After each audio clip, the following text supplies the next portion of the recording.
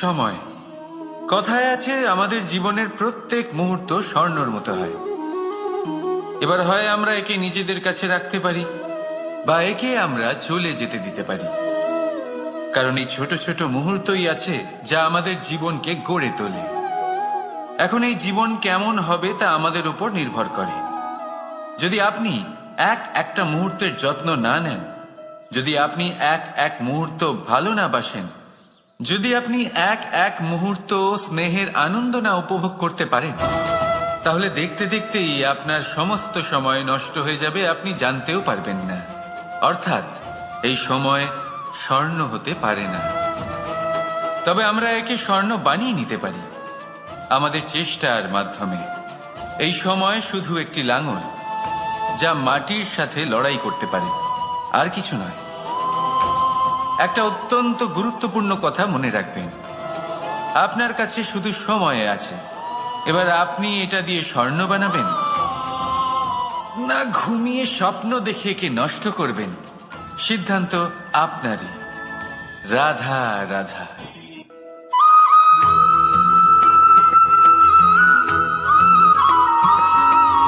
আপনি কি কখনো একজন মালিকে একটা বাগানের যত্ন নিতে দেখেছেন?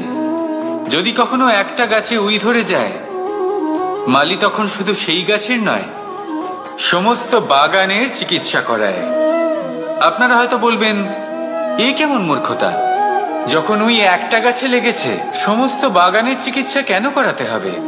এ তো অযথা পরিশ্রম করা। কিন্তু মালি খুব ভালো করে জানে যে উই হয়তো একটা গাছে লেগেছে, কিন্তু তা সমস্ত বাগানকে নাশ করে দিতে পারে। এবার মালির এই শিক্ষা, এই জ্ঞান অন্য অনেক জায়গাতে প্রযোজ্য। এই সংসারে আমরা শুধুমাত্র নিজের পরিবারের কথাই চিন্তা করি, তাদের যত্ন নিই, চেষ্টা করি যেন তারা ভালো থাকেন, সুখে থাকেন। আর সেই সময় এই সমাজের কিছু বিরোধী মনোভাব এই সমাজকে গ্রাস করে ফেলে, এই সমাজকে নষ্ট করে ফেলে। কিন্তু আমাদের নজর শুধু আমাদের পরিবারে থাকে। সেই জন্য যখন কথা ওঠে রাষ্ট্রের, দেশের, তখন তার জন্য সিদ্ধান্ত নিতে হবে, তখন তার জন্য ত্যাগ করতে হবে। আর মনে রাখবেন, যে সমস্যায় আসুক তার সমাধান পূর্ণরূপে বাঞ্ছনীয়। এই সংসারে প্রত্যেক ব্যক্তি যদি নিজের পরিবারেরও খেয়াল রাখেন এবং সমাজেরও খেয়াল রাখেন এবং সঠিকভাবে এই দেশেরও খেয়াল রাখেন, তবেই এই দেশ সম্পন্ন হতে পারবে। তাহলে আপনিও সেই প্রয়াস করুন আর আমার সাথে ভালোবেসে বলুন, রাধা রাধা।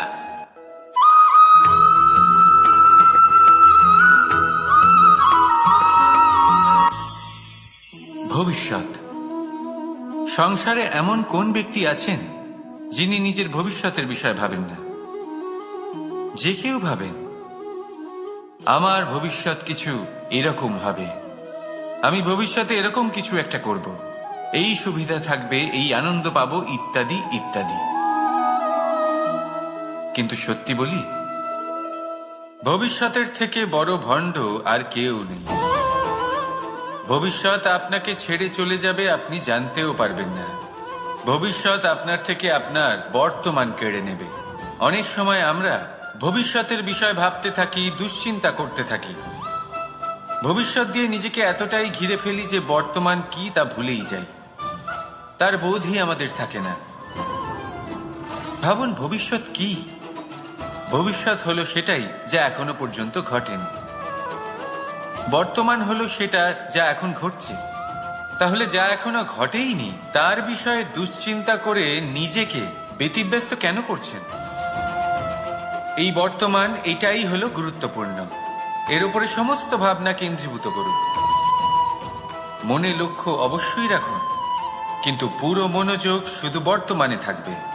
এই বর্তমানকে যদি সামলে নিতে পারেন, তাহলে আপনার ভবিষ্যৎ এমনি উজ্জ্বল হয়ে উঠবে। তাহলে আসুন আমার সাথে ভালোবেসে বলুন, রাধা রাধা।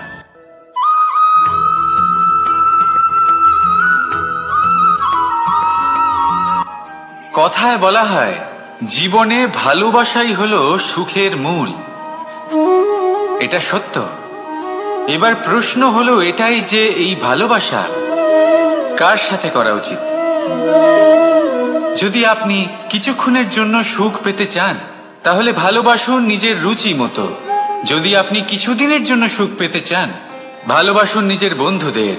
যদি আপনি কয়েক মাসের জন্য, কয়েক বছর বা অনেক বছরের জন্য সুখী হতে চান তাহলে ভালোবাসুন নিজের পরিবারকে, মাতা পিতা, নিজের সন্তান, স্বামী স্ত্রী, নিজের আত্মীয়দের। কিন্তু যদি আপনি চিরকালের জন্য সুখী হতে চান তাহলে ভালোবাসতে হবে শুধু নিজের কর্মগুলিকে। কারণ সম্পর্ক যেমনই হোক না কেন কখনো না কখনো ভেঙে যাবেই। এই সংসার হলো এমনই যে যাদের সঙ্গ আমরা পাই তাদের সঙ্গ একদিন ত্যাগ করতে হয়। শুধু কর্মই হলো এমন এক সঙ্গ যা কখনো আপনাকে ত্যাগ করবে না। আপনার মৃত্যুর পরেও এই কর্ম আপনাকে বাঁচিয়ে রাখবে। তাই সবসময় মনে রাখবেন, এই কর্ম ধর্ম মনে করে পালন করা উচিত। জীবনের শেষ মুহূর্ত পর্যন্ত কর্মকে ভালোবাসুন। জীবনের শেষ মুহূর্ত পর্যন্ত সুখে থাকবেন। আর আমি তো সবসময় বলি, শুধু কর্ম করতে থাকো, ফলের চিন্তা করো না। তাহলে আসুন আর আমার সাথে ভালোবেসে বলুন, রাধা রাধা।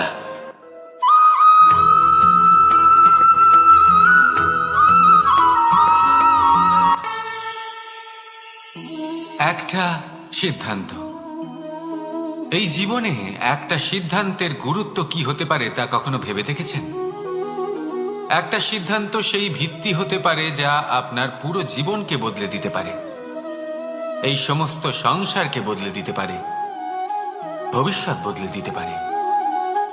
এই সিদ্ধান্ত যে কোন রাস্তা চয়ন করতে হবে, সেই সিদ্ধান্ত যে কখন সামনে এগোতে হবে আর কখন থেমে যেতে হবে, সেই সিদ্ধান্ত যে কখন যুদ্ধ করতে হবে আর কখন নিজেকে পিছু পা হতে হবে। এই সিদ্ধান্ত হলো খুব গুরুত্বপূর্ণ। আর আপনি তো এই সংসারে একা নন, তাই আপনার একটা সিদ্ধান্ত শুধু আপনার জন্যই নয়, সমস্ত সংসারের জন্য গুরুত্বপূর্ণ হতে পারে। এবার এই সিদ্ধান্ত আপনারই হবে। ভাবনা চিন্তা করে নেবেন, সাফল্য পাবেন। রাধা রাধা।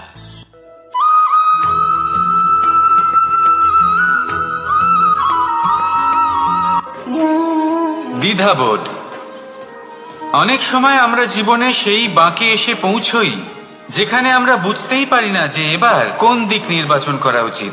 কখনো এদিকে যাওয়া উচিত মনে হয়, কখনো ওদিকে যাওয়া উচিত মনে হয়, কখনো দুদিকেই যাওয়া প্রয়োজনীয় বলে মনে হয়, কিন্তু তা তো সম্ভব নয়। কখনো কখনো এটা মনে হয় যে এখানেই থেমে যাওয়া ভালো, কোথাও না যাওয়াই শ্রেয়। এবার একেই তো দ্বিধাবোধ বলে। সংসারে এমন কোনো দ্বিধা নেই যার সমাধান সম্ভব নয়। এই দ্বিধাবোধ স্বাভাবিক। আর আপনার এই দ্বিধাকে আমি একটু সরল করে দিই। দ্বিধাগ্রস্ত হয়ে নির্বাচন করলে তখন এটা মাথায় নিয়ে করবেন যে আপনার এই নির্বাচনের ফলে এই সংসারের ওপর, এই সমাজের ওপর কি প্রভাব পড়তে পারে। নিজের লাভ ক্ষতির বিষয়ে ভাবা ছেড়ে দিন আর কর্ম করুন সংসারের মঙ্গলের জন্য, আগামী প্রজন্মের মঙ্গলের জন্য। ভাবুন আপনার এই নির্বাচনের জন্য কিভাবে তাদের জীবনের উদ্ধার সম্ভব। কারণ এই ভাবনাই হলো উচিত ভাবনা। কারণ অনেক সময় ওষুধ একটু কড়া মনে হতেই পারে, কিন্তু এই ওষুধই তো রোগ মুক্তি ঘটায়। সেইভাবে আপনাকেও এই দ্বিধার মুহূর্তে কঠিন নির্বাচন করতে হতে পারে। এই কঠিন নির্বাচন জীবনে কঠিন পরিস্থিতিও আনতে পারে, কিন্তু যদি এই নির্বাচন ধর্মসঙ্গত হয়, যদি এর দ্বারা সংসারের মঙ্গল হয়, তাহলে এই নির্বাচনই হলো সঠিক নির্বাচন। আসুন আমার সাথে ভালোবেসে বলুন, রাধা রাধা।